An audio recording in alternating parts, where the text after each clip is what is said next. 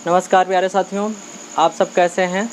उम्मीद करता हूं आप सभी स्वस्थ होंगे और साथ साथ पढ़ाई भी कर रहे होंगे। तो आज का हमारा टॉपिक है क्या विलेयता। आज की इस वीडियो में हम विलेयता समझेंगे कि विलेयता क्या होती है। ठीक है, तो आइए वीडियो को शुरुआत करते हैं। यहाँ पर विलेयता जो लिखा हुआ है, विलेयता को अंग्रेजी में सोल्युबिलिटी कहते हैं। क्या कहते हैं? सोल्युबिलिटी कहते हैं। अच्छा, यहाँ पे विलेयता को हम लोग समझ सकते हैं, विलेयता को समझ सकते हैं विलेय की घुलने की क्षमता के आधार पे। ठीक है, यानी क्षमता के रूप में समझ सकते हैं विलेयता, या अर्थात इसका अर्थ हम लोग क्या बोल सकते हैं, विलेय के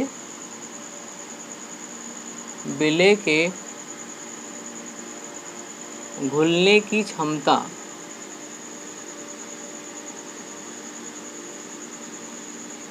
ठीक है, यानी यहाँ पर विलेयता को हम लोग जो है विलेय के घुलने की क्षमता के रूप में भी समझ सकते हैं। अगर किसी भी विलेय पदार्थ की विलायक में घुलने की क्षमता जितनी ज़्यादा होगी, उस विलेय पदार्थ की विलेयता भी उतनी ही अधिक होगी। ठीक है, तो इस तरीके से यहाँ पर हम विलेय के घुलने की क्षमता को ही विलेयता बोल सकते हैं। अब एग्जाम्पल के रूप में यहाँ पे समझ सकते हैं। मान लीजिए यहाँ पर एक पात्र है और इस पात्र में एक जो है लिक्विड भरा हुआ है। क्या भरा हुआ है? लिक्विड भरा हुआ है, यानी द्रव भरा हुआ है। ठीक है, द्रव। और यहाँ पर ये जो द्रव है ये क्या है? एक विलायक है। क्या है? एक विलायक है। अगर ये विलायक यहाँ पर है तो इसकी मात्रा भी क्या होगी? निश्चित होगी। मात्रा क्या होगी? निश्चित होगी। अब निश्चित का मतलब यहाँ बोल सकते हैं, मान लीजिए कितना हो सकता है, 100 ग्राम, 50 ग्राम, 150 ग्राम, कुछ भी मात्रा निश्चित हो सकती है। और इस द्रव का जो ताप होगा वो भी मान लीजिए क्या है? निश्चित है। ठीक है, तो इस निश्चित ताप वाला जो विलायक है जिसकी मात्रा भी निश्चित है, ये जितना अधिक मात्रा में अपने अंदर विलेय घोल सकता है, विलेय को क्या कर सकता है? घोल सकता है। ठीक है, यानी ये जो विलायक है जिसकी मात्रा निश्चित है और इसका ताप भी निश्चित है, तो निश्चित ताप पर विलायक की निश्चित मात्रा में विलेय जितनी अधिक मात्रा में घुल सकता है इसके अंदर, उस विलेय पदार्थ की क्या कहलाती है? विलेयता कहलाती है। क्या कहलाती है? विलेयता कहलाती है। तो यहाँ पर इसको हम परिभाषा किस रूप में लिखेंगे? तो यहाँ पे लिख सकते हैं, एक निश्चित ताप पर एक निश्चित ताप पर विलायक की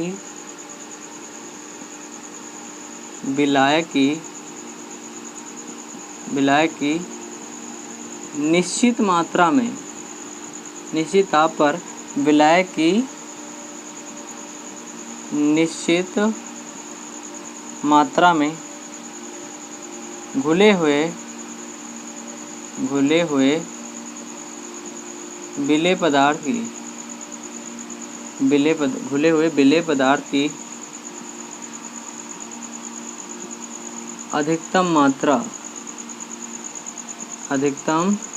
मात्रा पदार्थ की या उस विलेय पदार्थ की क्या कहलाती है? उस पदार्थ की विलेयता कहलाती है। पदार्थ की विलेयता कहलाती है।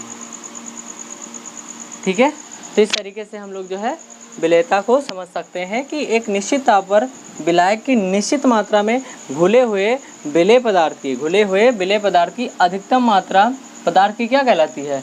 विलेयता कहलाती है। क्या कहलाती है? विलेयता कहलाती है। ठीक है, अब हम जानेंगे कि ठोसों की दरों में विलेयता किस प्रकार से होती है। तो अब हम लोग सीखेंगे क्या? ठोसों की दरों में विलेयता।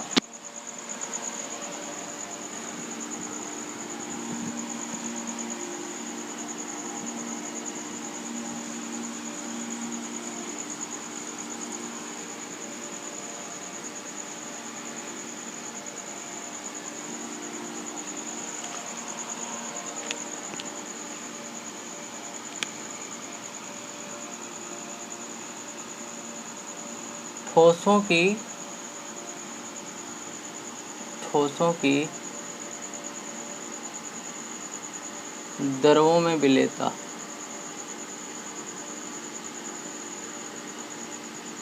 द्रव भी लिख सकते हैं, ठोसों की द्रव में विलेयता।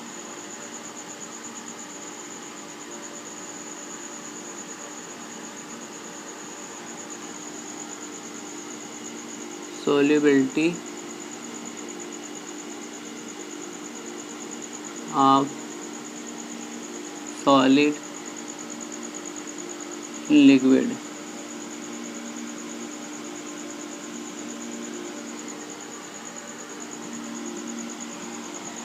ठीक है, यानी ठोसों की दरों में विलेयता किस प्रकार से होती है। अब यहाँ पे बात करें तो ठोस क्या है, यहाँ पे ठोस किस रूप में है, विलेय के रूप में है। किस रूप में है, विलेय के रूप में। और यहाँ पर दरों किस काम में है, किस रूप में है, विलायक के रूप में है, विलायक के रूप में। ठीक है, ठोस किस रूप में, विलेय के रूप में है, दरों क्या है, विलायक के रूप में है। अब इनकी हम विलेयता को सीखेंगे कि ये जो ठोस होते हैं या ठोस विलेय पदार्थ होते हैं वो अलग अलग दरों में किस प्रकार से अपनी विलेयता को दिखाते हैं। तो मान लीजिए यहाँ पर हमारे पास कई सारे पदार्थ हैं, एग्जाम्पल के रूप में ले सकते हैं यहाँ पे। एग्जाम्पल के रूप में मान लीजिए यहाँ पर है नेप्थेलीन। क्या है, नेप्थेलीन, एंथ्रासीन,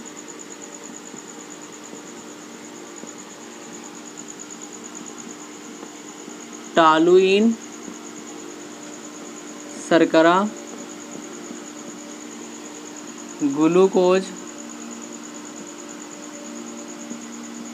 NaCl आदि। ठीक है, इतने सारे हमारे पास पदार्थ हैं। ठीक है, नेप्थेलीन, एंथ्रासीन, टालुइन, शर्करा, ग्लूकोज, NaCl। ठीक है, ये क्या है, ये विलेय पदार्थ है। ये क्या है, विलेय पदार्थ है। अब यहीं पर अगर हम ले लेते हैं कुछ विलायक, कुछ विलायक ले लेते हैं। ठीक है, और विलायक में मान लीजिए यहाँ पर हम ले लेते हैं जल, जल, और एक दूसरा विलायक ले लेते हैं बेंजीन। क्या लेते हैं, बेंजीन ले लेते हैं। ठीक है, अब हम लोग क्या करते हैं कि इन दोनों विलायक में बारी बारी से इन विलेय पदार्थों को घोलेंगे। ठीक है, तो यहाँ पर हम दो पात्र बना लेते हैं, दो पात्र यहाँ पे इस प्रकार से।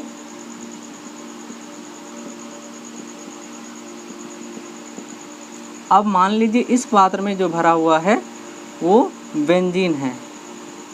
क्या है, बेंजीन है। और दूसरे पात्र में मान लीजिए इसमें जल भरा हुआ है। क्या भरा हुआ है, जल भरा हुआ है। ठीक है, चलो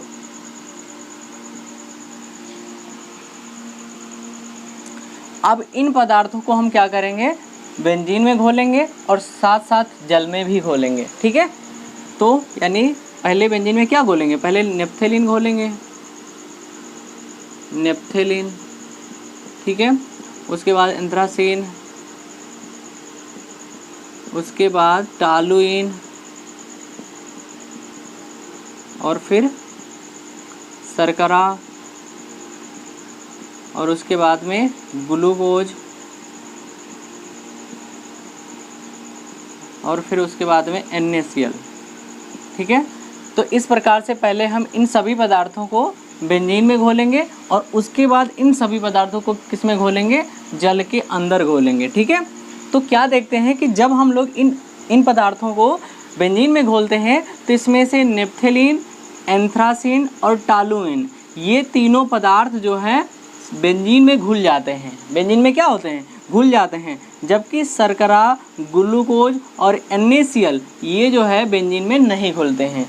वहीं पर जब हम इन सभी पदार्थों को जल में घोलते हैं, किसमें, जल में घोलते हैं, तो नेप्थेलीन, एंथ्रासीन और टालुइन ये बिल्कुल भी नहीं घुलते, ये जल में नहीं घुलते हैं। जबकि शर्करा, ग्लूकोज और NaCl ये जो है जल में घुल जाते हैं।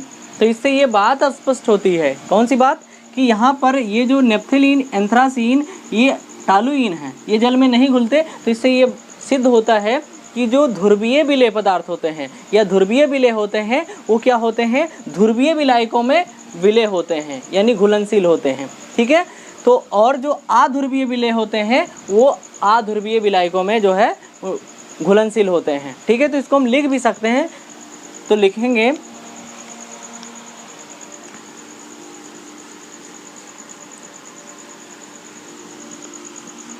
कैसे लिखेंगे, इस प्रकार से लिख सकते हैं,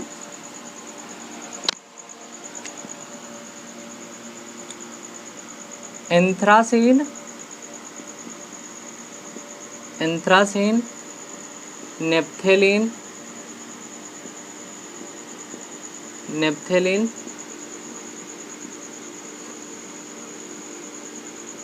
टालुइन, ठीक है, टालुइन, ये घुलते हैं किसमें?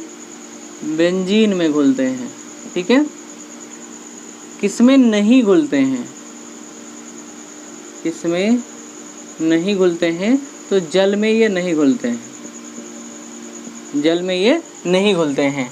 जबकि वहीं पर जो शर्करा होता है, शर्करा, ग्लूकोज,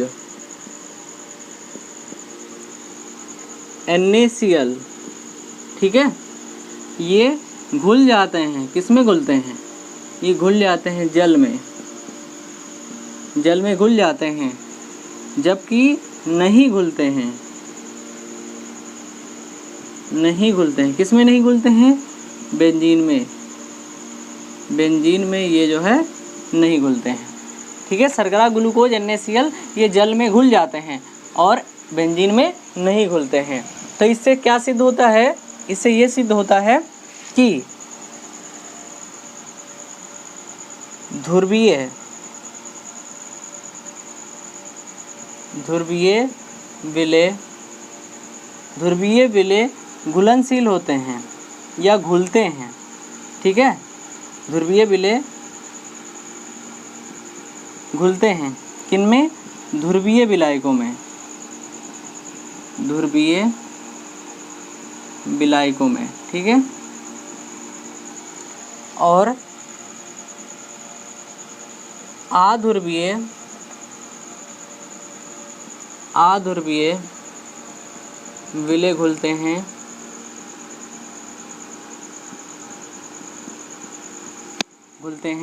अध्रुवीय विलायकों में।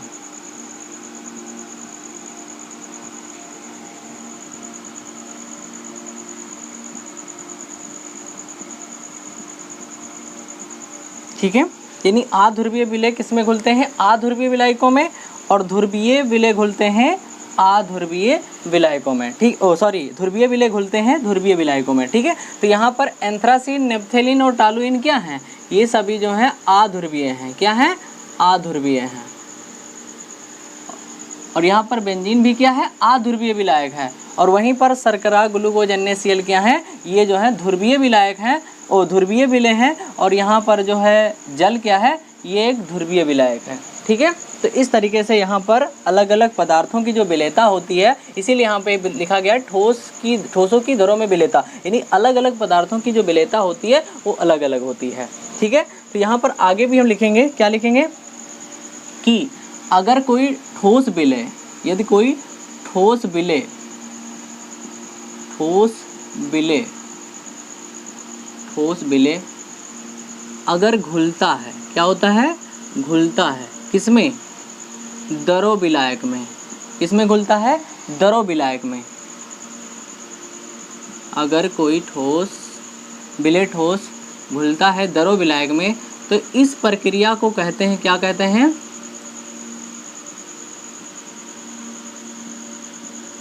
इस प्रक्रिया को कहते हैं विलीनीकरण। क्या कहते हैं? विलीनीकरण कहते हैं। और जब किसी दरो विलायक में कोई ठोस विलेय घुलता है तो क्या होता है? इस प्रक्रिया को विलीनीकरण कहते हैं। और विलीनीकरण के फलस्वरूप क्या होता है कि जो विलयन की सांद्रता है वो बढ़ती है, विलयन की जो सांद्रता है वो बढ़ती है। विलयन की सांद्रता क्या होता है? बढ़ती है। क्यों? क्योंकि विलेय की बहुत ज़्यादा मात्रा जो है विलायक में घुल जाती है। तो जितनी ज़्यादा मात्रा में विलेय विलायक में घुलेगा उतनी ही ज़्यादा मात्रा में क्या होता है? सांद्रता विलयन की बढ़ जाती है। और इसी तरीके से अगर एक विलायक में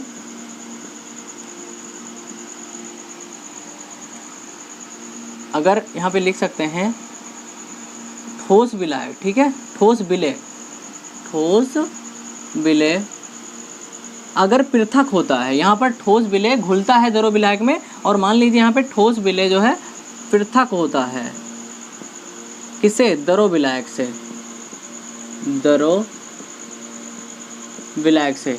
तो इस प्रक्रिया को क्या कहते हैं? इस प्रक्रिया को कहते हैं क्रिस्टलीकरण। क्या कहते हैं? क्रिस्टलीकरण।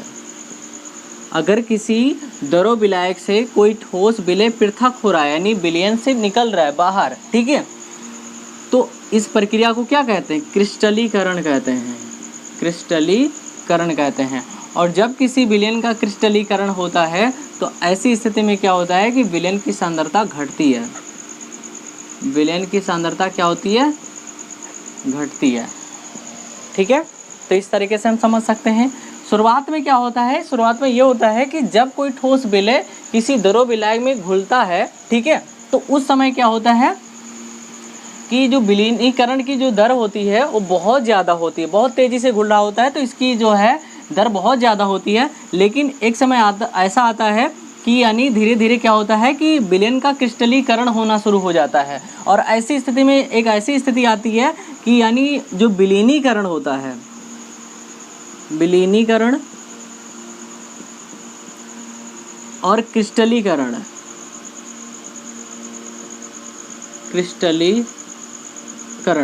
इनके बीच में जो है गतिक साम्य की स्थिति आ जाती है। गतिक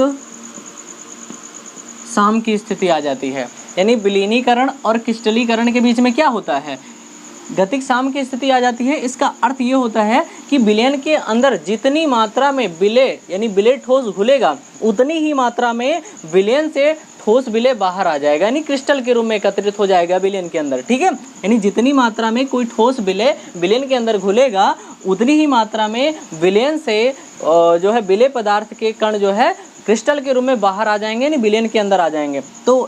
तो ऐसी स्थिति को क्या कहते हैं? गतिक साम्य कहते हैं। क्या कहते हैं? गतिक साम्य कहते हैं। ठीक है, तो इस तरीके से लगातार जो है विलीनीकरण और क्रिस्टलीकरण की क्रिया निरंतर चलती रहती है बराबर साम्य अवस्था में। ठीक है, अच्छा, अब यहाँ पे बात करते हैं कि मान लीजिए यहाँ पर हमारे पास एक ठोस है। क्या है? एक ठोस है, और एक ठोस का मतलब यहाँ विलय पदार्थ है। ठीक है, एक ठोस की अगर घुलनशीलता की बात करें, एक ठोस की घुलनशीलता की बात करें, घुलनशीलता की बात करें, तो एक जब ठोस को अलग अलग अगर हम लोग जो है या भिन्न भिन्न अगर हम विलायकों में घोलते हैं, भिन्न भिन्न विलायकों में अगर हम लोग घोलते हैं, ठीक है, एक ठोस की जो घुलनशीलता होती है वो भिन्न भिन्न विलायकों में क्या होती है? भिन्न भिन्न होती है। क्या होती है? भिन्न भिन्न होती है। मतलब एक ठोस को जब अलग अलग प्रकार के विलायकों में घोलेंगे तो वहाँ पर उसकी घुलनशीलता जो होगी वो अलग अलग होगी, यानी किसी विलायक में बहुत ज़्यादा मात्रा में घुलेगा और किसी विलायक में बहुत कम मात्रा में घुलेगा। तो इसीलिए यहाँ पे बोला गया है कि एक ठोस की घुलनशीलता जो होती है वो भिन्न विलायकों में क्या होती है? भिन्न भिन्न होती है। इसी प्रकार से हम यहाँ पे ये भी बोल सकते हैं कि एक विलायक में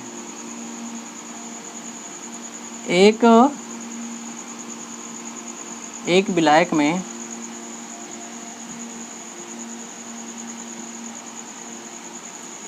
में घुलनशीलता विभिन्न ठोसों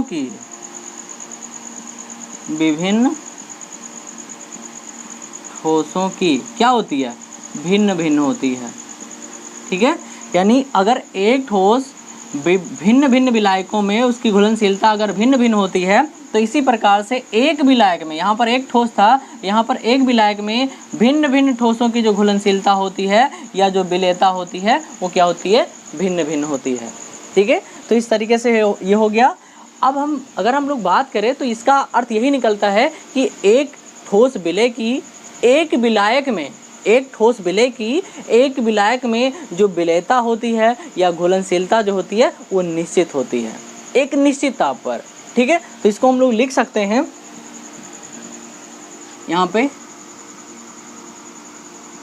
लिख सकते हैं एक निश्चित ताप पर, एक निश्चित ताप पर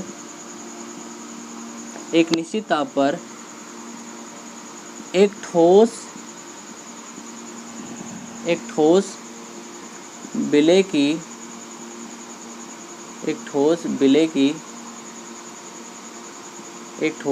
की विलेयता एक निश्चित ताप पर एक ठोस विलेय की विलेयता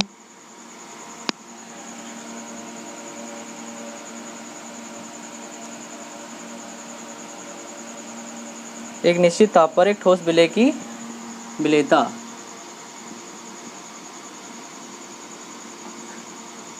विलायक की एक विलायक की एक विलायक की एक विलायक की निश्चित मात्रा में निश्चित होती है, निश्चित मात्रा में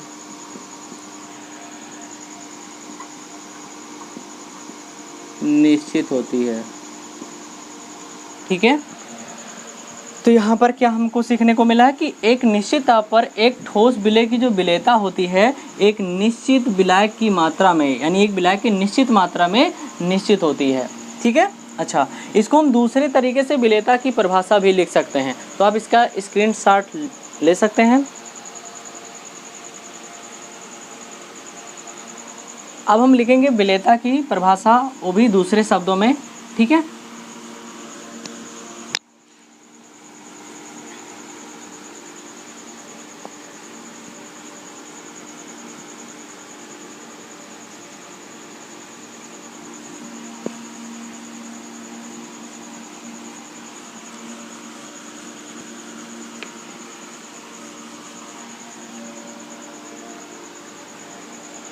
विलेयता की परिभाषा क्या लिख सकते हैं? विलेयता की परिभाषा लिख सकते हैं एक निश्चित ताप पर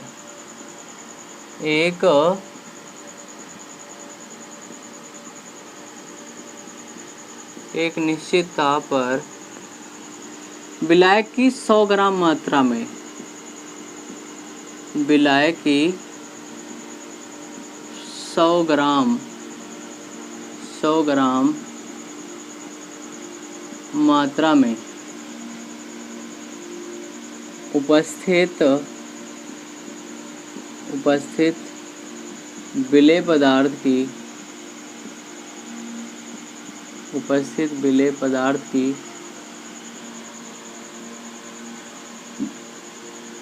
अधिकतम मात्रा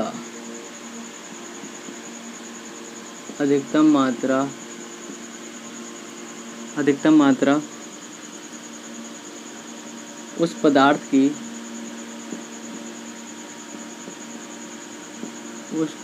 की विलेयता कहलाती है। उस पदार्थ की क्या कहलाती है? विलेयता कहलाती है या सोल्युबिलिटी कहलाती है।